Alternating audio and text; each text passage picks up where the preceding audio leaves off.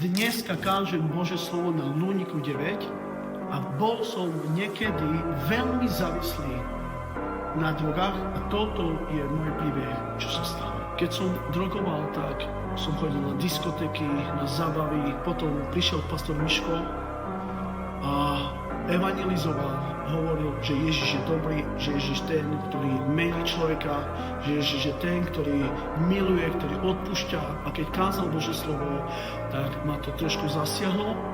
A keď sa pastor Miško pýtal, koľký z vás chcete prijať Ježiša Krista, tak ja som vyhol ruku a som povedal, ja chcem prijať Ježiša. V noci som šiel spať, som povedal, Bože, keď vážne žiješ, zmeň ma. Na druhý deň som stal nové stvorenie, ja som bol plný tmy, plný svetosti, ale keď prišiel Kristus, zasvietil tam, kde bola tma. Chcem vám niečo povedať, že to je najlepší zážitok, keď sa ťa dotkne Ježiš Kristus.